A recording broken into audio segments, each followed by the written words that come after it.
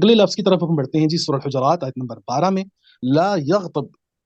یہاں پر ولا یغتب اگلی ہی آیت کے اندر، اسی آیت جو ہم پڑھ رہے تھے، یا ایھا الذین آمنوا اجتنبوا کثیرا من الظن ان بعض الظن اثم ولا تجسسوا ولا یغتب، ولا یغتب، اب یہ بھی ایک لفظ ہے جی، یہ بھی غیبت، کسی کی غیبت نہ کرو،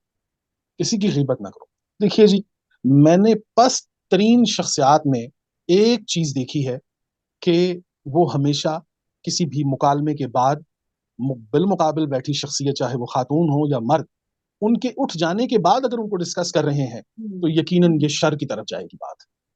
90% اس میں سے شر نکلے گا، میں بھی 10% خیر کی بات نکل آئے اگر وہ خیر کی بات کر رہے ہیں۔ لیکن عمومی طور پر ہمارے معاشرے کے اندر ہوتا یہ ہے جی کہ ہم لوگ جو ہیں وہ غیبت کرتے ہیں۔ آپ صلی اللہ علیہ وسلم نے تو یہاں تک فرما دیا قرآن کے اندر بھی کہ یہ ایک بھائی کا دوسرے بھائی کے گوشت کھانے کے برابر ہے۔ حالت یہ ہو گئی جی، تو ہم نے بالکل غیبت کی طرف سے نہیں، اس طرف بھی ہم نے بالکل اپنے آپ کو اس سے بچانا ہے، اور ہمارے معاشرے میں غیبت کے نقصانات جو ہیں وہ ہم دیکھ رہے ہیں، اپنے خاندانوں میں بحیثیت قوم ہم دیکھ رہے ہیں، اور جہاں جہاں بھی ہم جائیں گے آپ دیکھیں گے کہ ایک دوسرے کو کاٹنے کے لیے، دوسرے کو پچھاڑنے کے لیے وہ دوسرے کی غیبت کرتے ہیں، دوسرے کی غیر موجودگی میں اس پر الفاظ کرتے ہیں، کستے ہیں یا باتیں بناتے ہیں۔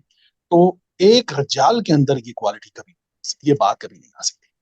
رجال کی کوالٹی یہ ہوتی ہے کہ وہ جس انسان سے اس کو مسئلہ ہوتا ہے وہ تنہائی میں اس کے ساتھ بات کر کے اس کی اصلاح کرتا ہے، نہ کہ لوگوں کے سامنے اس کو ذلیل و رسوا کرتا ہے۔ تو ایک رجال جو ہوتا ہے وہ اس قانون پر آتا ہے کہ وہ لا یغتب کو اپناتا ہے، وہ کسی کی غیبت نہیں کرتا۔ قرآن کریم نے اس چیز کو بہت بہت سختی، بلکہ اس پر تو میں یہاں تک ہمارے اساتذہ سے ہم نے یہ الفاظ سنے کہ انہوں نے کہا کہ دیکھیے قرآن میں ہے کہ جس نے ایک جان کو بچایا گویا اس نے پوری انسانیت کو بچایا، اس میں کوئی شک نہیں۔ تو آپ کو جان بچانے کا موقع ملا ہے تو ٹھیک ہے، آپ بچائیے، بہت ضروری ہے، لیکن اگر آپ کو زندگی میں جان بچانے کا موقع نہیں مل رہا تو کسی کی عزت نفس کو بچا لینا 1000 جانیں بچانے سے افضل، کہ اگر آپ کسی کی سیلف رسپیکٹ کو بچا لیں تو یہ بھی 1000 جانیں بچانے کے برابر ہے، کہ اگر ہم نے، تو یہ جو غیبت ہے نا جی، یہ انسان کی شخصیت کو ختم کرتی ہے، نہ کہ اپنی شخصیت کو بلکہ دوسرے انسان کی شخصیت کو بھی ختم کر دیتی ہے۔